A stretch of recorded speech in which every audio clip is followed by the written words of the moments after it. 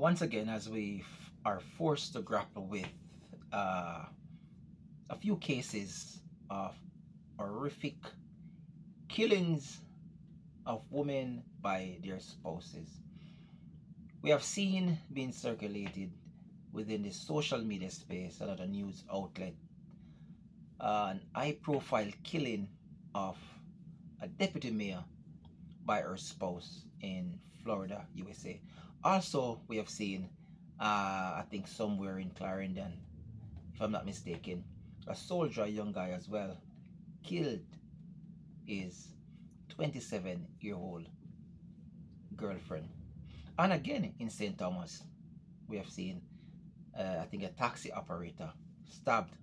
Luckily, this time, she survived his spouse. And again, the call has been made by many within the societies and human rights groups globally.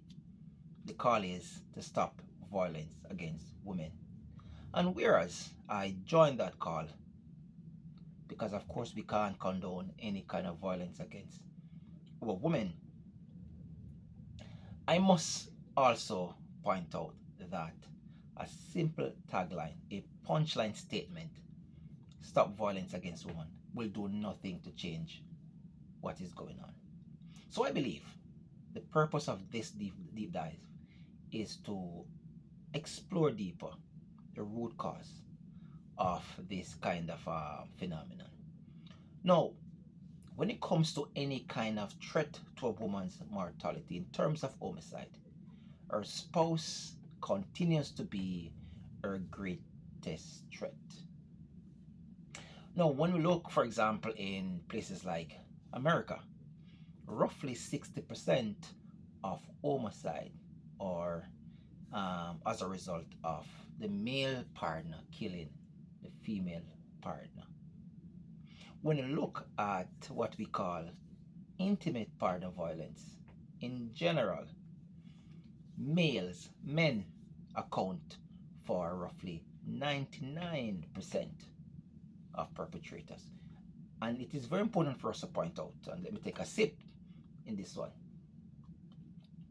It's very important to point out that though women are more likely to initiate violence in a relationship, what I mean is that the woman is more likely to slap the male partner than the other way around. However, what we have been seeing consistently is that the man's propensity to inflict severe violence is greater than that of the woman. So though men are less likely to inflict violence, when men do inflict violence, it is generally severe, and in this case, often it becomes fatal. Now, what is the root cause of this kind of behavior? And of course, I believe it's very, very, very layered. There are many dimensions to this problem, right? And one of it we have to look at is, and I think this is very, very, very important, we have to look at the kind of toxic relationship that our people are operating in. Now, what makes a relationship toxic? What do we mean when we say a relationship is toxic? We are simply saying that this relationship is a trigger to our survival response system, our primal fight or flight system. A toxic relationship keeps you in a survival mode. You're consistently in that survival mode. You are being triggered consistently. Now, when you put this against a man's potential to inflict enormous violence upon a woman, oftentimes, of course, this can be fatal. Number two, we have to look at the level of the feeling of addiction within a relationship. Now, how does one becomes addicted to another partner? Again, this is important, and again, we can't overemphasize the importance of understanding this. No, if your needs are being met in a relationship all the time, consistently, you will never develop an addiction for your spouse. I will say it again. If your needs are being met in a relationship, you will never develop any kind of addiction to your spouse. Importantly, if your needs are never met in a relationship, you won't even be present to develop addiction in the first place, right? Because of course, if it's never met, you will eventually go. Now, addiction only occur when your needs are being met intermittently. Now, there are two explanations for this. One is your partner and your needs aren't aligned. Cool? The needs aren't aligned because your partner may want space, you want more time. This will create frustration,